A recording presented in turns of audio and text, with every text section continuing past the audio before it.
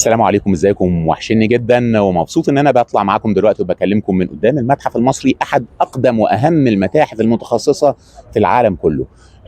ورايا شفتوا تمثال بتاع ايزيس في شكلها البطلمي، وشفتوا كمان تمثال مرنبتاح. وخلونا نتكلم معاكم عن اللقاء اللي عمله الباشمهندس احمد عدلي في نجوم اف ام. قال كلام غريب كتير. احنا مش اقدم حضاره يا احمد. مش قادر اجاوب ولا لا، يعني محتاج يعني في رسميا لو مشينا عندك في تركيا اقدم كوبيكلي تبي. واو 9500 قبل الميلاد رسميا، يعني على اليونسكو. ويكيبيديا يا جماعه، ادخلوا مش احنا يونسكو ويكيبيديا رسمي. دي في تركيا. الحضاره التركيه اقدم من الحضاره المصريه، وان اليونسكو هو اللي بيقول الكلام ده في ويكيبيديا. ففي كذا حاجه كده مش طبيعيه اتقالت. اعتقد ان الازمه الرئيسيه اللي موجوده عند الباشمهندس احمد عدلي ان هو مش عارف ايه هو مفهوم كلمه حضاره. ايه هي الحضاره؟ هل الوجود الانساني هو دال على وجود حضاره؟ يعني لو لقينا اي اثر لانسان هيبقى معناه ان في حضاره؟ الحقيقه انه لا، لان اقدم وجود انساني، اقدم مكتشفات هياكل عظميه موجوده الانسان هي بترجع للهومو ارجاستر، وتاريخها بيؤرخ لما يقرب من 1,900,000 سنه. وديت كانت اكتشافات موجوده في افريقيا حوالين بحيره تركانا، وفي جنوب افريقيا حوالين بحيره تركانا اللي هي كينيا وتنزانيا واثيوبيا. ده ما عملش حضاره. يمكن اقدم اكتشافات للانسان العاقل اللي هو هومو سابيان حاليا لقوها في جبل ارحود في المغرب، بتؤرخ ل 350,000 ل 400,000 سنه قفمين. قبلها كان برضو اقدم حاجه موجوده حوالين بحيره تركانا، وكانت بترجع ل 200,000 قفمين. فيعني الرقم بعيد جدا. الحضاره بتؤرخ بايه بقى؟ بما يقرب على اقصى تقدير 6 أو 7,000 سنه. طب على اساس ايه؟ ايه اللي بيخلي الوجود الانساني يتحول لوجود حضاري؟ في محددات كتيره جدا. يمكن اللي عايز يقرا لكتاب قصه الحضاره بتاع ويل ديورانت بيتكلم على عوامل كتيره جدا، زي العوامل الاقتصاديه والعوامل السياسيه والعوامل الفنيه عوامل كتيره جدا موجوده. لكن في 3 محددات بيدوا اشارات على بدايه تكوين حضاره. اول محدد منهم هو اللجوء للزراعه. يعني ايه اللجوء للزراعه؟ يعني المهنه الاساسيه عند الانسان القديم، سواء الهومو ارجاستر، سواء الهومو ايريكتس، سواء الناينتردال، سواء الهومو سابيان، في الاول كانت هي عباره عن الصيد قائم على الترحال. فبالتالي مش هيعرفوا يعملوا اي تكوين حضاري، ما فيش لا استقرار ولا في كثره عدديه.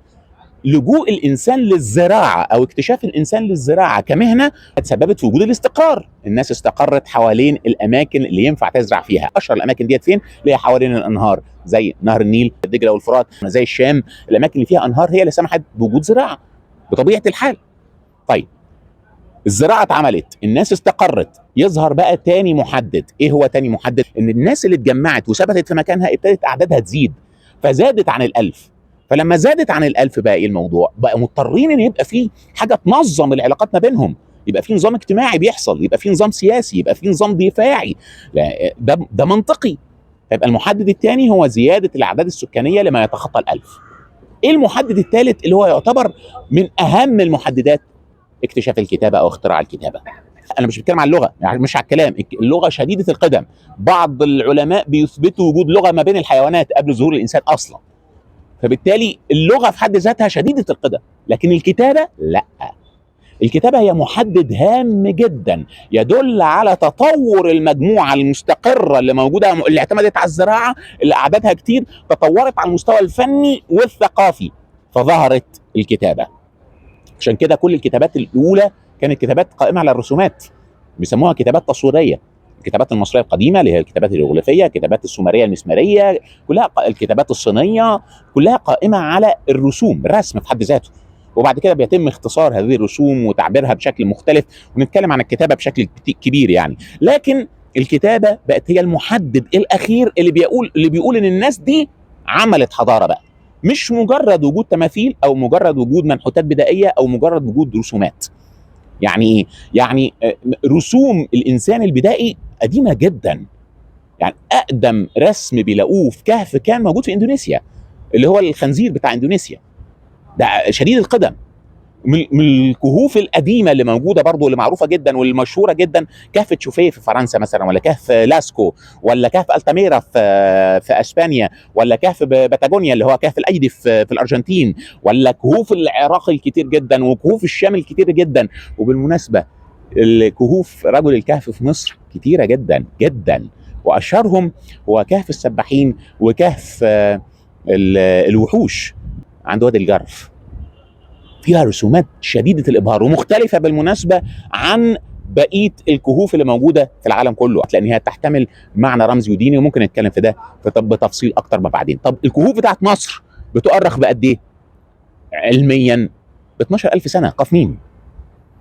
طب هل وجود التماثيل والمنحوتات البدائية تدل على وجود الحضارة؟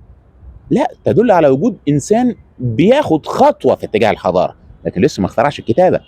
هل التماثيل اللي وجدت في تركيا، التماثيل القديمه البدائيه اللي بتعبر عن شكل فينوس البدائيه اللي هي المليانه اللي شكلها ضخمه الاعضاء ديت، هل ديت اقدم حاجات من النوعيه دي؟ لا. اقدم تمثال حجري موجود كان اكتشفوه في كهف بلومبوس في جنوب افريقيا، وبيرجع بتاريخه ما يقرب من 80,000 سنه قاف ميم، او من 80 ل 90,000 سنه قاف ميم. اقدم تمثال من العاج كان موجود في سوريا، بيرجع تاريخه برضه لواحده ست، وكان بيرجع تاريخه ما يقرب من 200,000 سنه قاف ميم. ايه اللي تركيا اقدم حاجه فيها؟ ما فيش اي حاجه تركيا اقدم حاجه فيها، وتركيا على راسي من فوق، وكل الشعوب الانسانيه على راسي من فوق. لا، التكوين الحضاري بيقوم على الكتابه. طب مين بقى اقدم شعوب اكتشفت الكتابه او اخترعتها؟ الخلافيه قائمه على مين؟ على العراق، الحضاره السومريه بالكتابه المسماريه، او مصر بالكتابه الهيروغليفيه. علماء اللغويات بيقول لك ان في 4 لغات تم اختراعهم بشكل مستقل عن الاخر، ما فيش دليل على وجود اي ترابط ما بينهم، اللي هم ايه؟ المسماريه السومريه العراقيه، الهيروغليفيه المصريه اللي موجوده في امريكا اللاتينيه، والكتابه الصينيه. اقدم واحده فيهم ايه؟ كان لفتره طويله جدا الاعتقاد القائم على ان الكتابه السومريه المسماريه اقدم من اقدم نقش مصري قديم مكتشف، اقدم نقش سومري مسماري اقدم، يعتبر اقدم من اقدم نقش هيروغليفي اكتشف بحوالي 200 او 300 سنه. لكن بعد اكتشاف جونتر درير لمقبره ام الجعاب والالواح الاردوازيه اللي موجوده هناك اللي فيها كلمات كامله هيروغليفيه، واللي أرخت اقدم من اقدم نقش عراقي ب 300 سنه برضه، بقى دلوقتي بيتكلموا على ان الاقدم هي الحضاره الكتابه المصريه القديمه. لكن ده مش قطعي طبعا، لان احنا ممكن نكتشف حاجه تانية اقدم عند العراق ب 200 300 سنه. ده 200 300 في 7000 ده رقم هامشي جدا يجوز يكون الخطا فيه. من الاخر الكتابه هي اللي بتحدد الحضاره، والحضاره هنا يعني لو بنتكلم ان العراق ممكن تكون اقدم، او مصر تكون اقدم، او الصين تكون اقدم، او لكن تركيا بعيده تماما عن الموضوع ده. ما سمعناش عن كتابه تركيه، ما سمعناش اصلا. يعني احنا لما بنتكلم في الكتابه السنسكريتيه الهنديه، بنتكلم في الصينيه، بنتكلم في الافستيه الايرانيه، بنتكلم، لكن فين الكتابه التركيه دي القديمه؟ الازمه اللي موجوده هنا ان باشمهندس احمد عدلي مش فاهم يعني ايه حضاره للاسف الشديد. طب بيقول اي كلام، بيقول ان الكلام دوت اليونسكو بيقولوا ان لا، اليونسكو ما بيقولش الكلام دوت، واتحداه ان هو يجيب اي كلام من اليونسكو يقول ان تركيا هي اقدم حضاره. بتحداه تحدي صريح يجيب اي دليل بيقول، وبعدين يقول لك ده مكتوب في الويكيبيديا. عيب قوي لما واحد عالم يقول ان مصدر معلوماته هي الويكيبيديا لما بيتكلم في قضيه علميه. عيب قوي ده. انا ما بعيبوش برضه، هو دي ازمه ايه؟ وجود نص معلومه. انا عندي نصف معلومه فبتخيل ان عندي معلومه كلها. الورطه دي بتحطه في منطقه الجهل، لان الجهل هو مش عدم المعرفه، ما تبقاش عارف مش مشكله، لكن الجهل هو ان انت يبقى عندك نص معلومه وتتخيل ان انت عندك المعلومه كلها وما تلجاش للمصادر العلميه المظبوطه.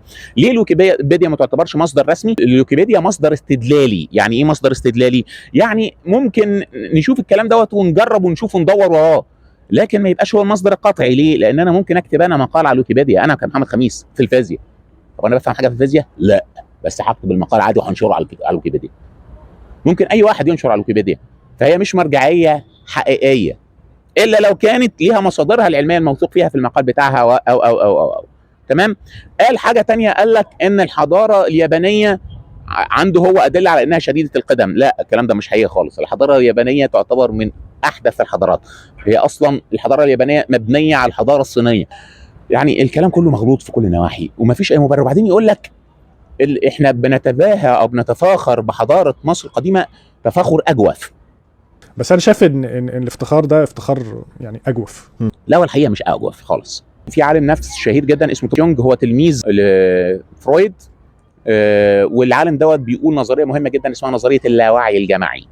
نظريه اللاوعي الجمعي هي بيفسر بيها حاجات كتيره موجوده في الذاكره بتاعتنا وقوه تكويننا الانساني واحنا مش عارفين. يعني ليه احنا بنخاف من الضلمه؟ ليه احنا بنحلم الحلم بتاع السقوط الشهير ان احنا بنقع وهنموت؟ لان جدودنا اللي هم رجل الكهف كان بينام فوق الشجره هربا من الحيوانات المفترسه، فممكن يبقى هو نايم الان يقع. رجل الكهف بيبقى خايف من الضلمه عشان الحيوانات المفترسه ممكن تطلع عليه. فده اتنقل لك في اللاوعي بتاعك. نظريه اللاوعي الجمعي ممكن تدوروا عليها وهي قائمه على حاجات كتير واثبتها بطرق كتير جدا. فبالتالي احنا متكونين من جدودنا. فلو احنا جدودنا هم اللي عملوا هذا المنجز الحضاري العظيم فمن حقنا ان احنا نفخر بيه لانه بيلت ان جوانا، مبني جوانا.